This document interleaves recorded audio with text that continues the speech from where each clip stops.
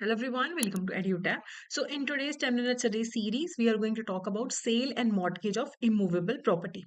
So transfer of property act जो है वो इमूवेबल प्रॉपर्टी के ट्रांसफर्स को लेके डील करता है। तो प्रॉपर्टी ट्रांसफर करने का मतलब होता है कि एक लिविंग पर्सन प्रॉपर्टी ट्रांसफर कर देता है एक या एक से ज्यादा दूसरे लिविंग पर्सन को, या फिर खुद को और दूसरे लिविंग पर्सन को। मान लो मेरे नाम पे एक प्रॉपर्टी है, मैं उसको ट्रांसफर करूँ अपने और अपनी सिस्टर के नाम पे, ताकि वो जॉइंटली हो जाए। मैं किसी और पर्सन को ट्रांसफर करूँ या पर्सन्स को ट्रांसफर करूँ। सो लिविंग पर्सन का मतलब ट्रांसफर ऑफ प्रॉपर्टी एक्ट में सिर्फ एक इंसान नहीं है, इसमें कंपनीज भी आते हैं, associations and bodies of individuals भी आते हैं, चाहे वो इनकॉर्पोरेटेड हो चाहे अनइनकॉर्पोरेटेड हो। तो चाहे वहां पे लिविंग पर्सन वर्ड यूज किया गया है, लेकिन कंपनीज एसोसिएशंस इसके अंदर आते हैं।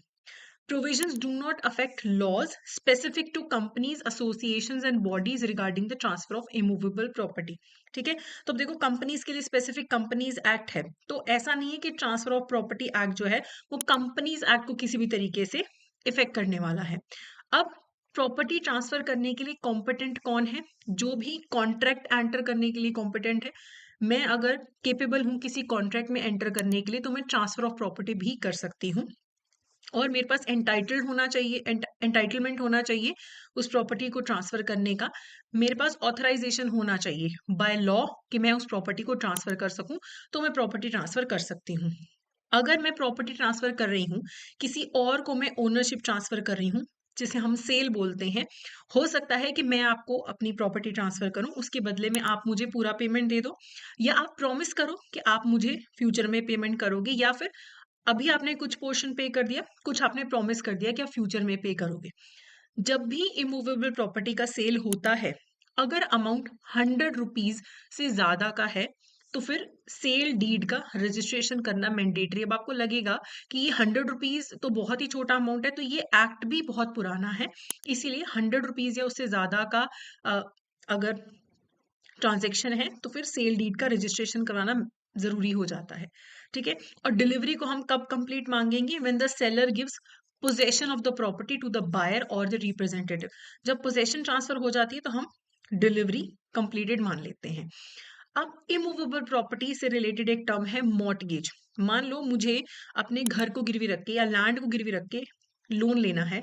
घर और लैंड इमूवेबल प्रॉपर्टी है, तो जहां पे भी आप इमूवेबल प्रॉपर्टी में इंटरेस्ट क्रिएट करते हो, ट्रांसफर करते हो, तो मॉर्टगेज के थ्रू करते हो।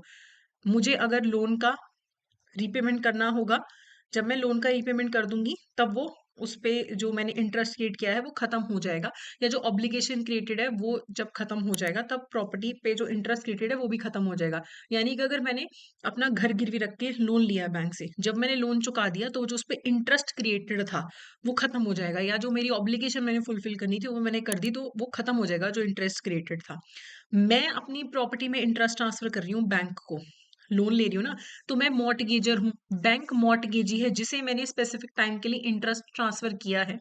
और जो पैसा अमाउंट इन्वॉल्व है, प्रिंसिपल है, इंटरेस्ट है, उसे मॉर्टगेज मनी बोला जाता है। और इस पूरे ट्रांसफर को लेके जो भी टर्म्स एंड कंडीशंस है वो मॉर्टगेज डीड में होंगी। तो ऐसा नहीं है कि मैं बैंक को अपना घर ट्रांसफर कर रही हूँ, लेकिन उसमें स्पेसिफिक इंटरेस्ट क्रिएट हुआ है, वो ट्रांसफर हो रहा है, और जब मैं लोन चुका दूंगी तब वो इंटरेस्ट खत्म हो जाएगा। अब मॉर्टगेज कर कौन सकता है? एक तो जो एब्सोल्यूट ओनर है, चाहे उसने परचेज करके उसके नाम पे हो, हिस्सेदारी हुई हो, वहां से आया हो, पार्टीशन हुई है, घर की प्रॉपर्टी की कुछ इनहेरिट किया है, गिफ्ट में मिला है, लीज पे भी अगर प्रॉपर्टी आपके पास है, तो आप उसे मॉर्टगेज कर सकते हो। को ओनर्स जो हैं, जहाँ पे शेयर्ड ओनरशिप होती है, वो अपने हिस्से को भी मॉर्टगेज कर सकते हैं। हिंदू अनडिवाइडेड की फैमिली को जो उनका कर्ता होता है वो मॉर्टगेज कर सकता है। गार्डियन गार्डियन जो होता है माइनर का, वो भी प्रॉपर्टी मॉर्टगेज कर सकता है जो माइनर के नाम पे है, अगर कोर्ट का सैंक्शन मिले अंडर एप्लीकेबल लॉ। सो खुद से नहीं कर सकता, लॉ के अंडर कोर्ट से सैंक्शन लेना पड़ता है, तो माइनर के नेसेसिटीज के लिए गार्डियन उसकी प्रॉपर्टी को गिरवी रख सकता है। इसके अलावा जो एग्जीक्यूटर्स होते हैं और एडमिनिस्ट्रेटर्स होते हैं, एग्जीक्यूटर्स कौन होते हैं? मान लो मैंने अपनी विल बनाई और मैंने अपनी विल में लिखा कि मेरे मरने के बाद मैं एक्स वाई को अपना एग्जीक्यूटर बना के जा रही हूँ, कि मेरे मरने के बाद ये मेरी प्रॉपर्टी को एग्जीक्यूट करेगा, किसको क्या क्या जाना है ये देखेगा। अगर मैं बिना विल बनाए मेरी डेथ मेरी अगर डेथ हो जाती है, तो उस केस के अंदर कोर्ट किसी को एडमिनिस्ट्रेटर अपॉइंट करेगा जो मेरे मरने के बाद मेरे एस्टेट को मैनेज करेगा। ओके, तो ये लोग जो हैं एग्जीक्यूटर्स और जो एग्जीक्यूटर्स और जो एडमिनिस्ट्रेटर्स हैं, ये भी प्रॉपर्टी को मॉर्टगेज कर सकते हैं। ठीक है, फिर अगर हम नेचर की बात करें तो सिर्फ इमूवेबल प्रॉपर्टी पे मॉर्टगेज होता है। मूवेबल प्रॉपर्टीज में आप हाइपोथिकेशन प्लेज की बात कर सकते हो, लेकिन मॉर्टगेज जो होता है वो सिर्फ इमूवेबल प्रॉपर्टी का होता है, ना कि मूवेबल प्रॉपर्टी का। मूवेबल में प्लेज और हाइपोथिकेशन आता है। ठीक है, अगर आपको कोई पैसे आपने एडवांस में ले लिए हैं, उसके लिए आप गिरवी रखना चाहते हो, या अपने फ्यूचर में कुछ पैसे एडवांस लेने हैं, उसके लिए आप कुछ गिरवी रखना चाहते हो, कोई मॉनेटरी ऑब्लिगेशंस है, उनके लिए आप गिरवी रखना चाहते हो, इंटरेस्ट क्रिएट करना चाहते हो, तो मॉर्टगेज को यूज किया जा सकता है। एंड यहाँ पे ट्रांसफर ऑफ प्रॉपर्टी एक्ट भी लगता है। ठीक है, सेल्स ऑफ गुड्स एक्ट का भी एक चैप्टर है, वहां पे मूवेबल प्रॉपर्टी आती है। ठीक है, तो before continuing with the questions I would like to inform you कि हमारा कैब का मास्टर कोर्स लॉन्च हो चुका है। जल्दी हमारा कैब का जो लाइव क्रैश कोर्स है वो भी लॉन्च होने वाला है। वो भी आप देख सकते हैं, एनरोल कर सकते हैं, जिसमें लाइव क्लासेस होंगी। बाकी मास्टर कोर्स में आपको live classes, recorded classes, notes and test series सब कुछ मिलेगा। आप हमारी वेबसाइट पे जाके चेक कर सकते हैं।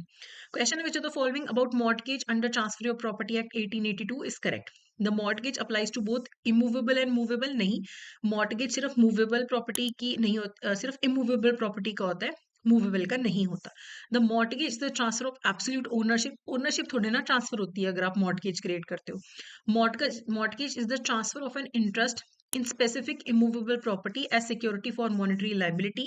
Mortgage can be created only by an individual property owner. ऐसा नहीं है, तो सी जो स्टेटमेंट है आपका करेक्ट है, सो सी इज द करेक्ट आंसर। तो ये था हमारा आज का session. So that's it for today, thank you so much.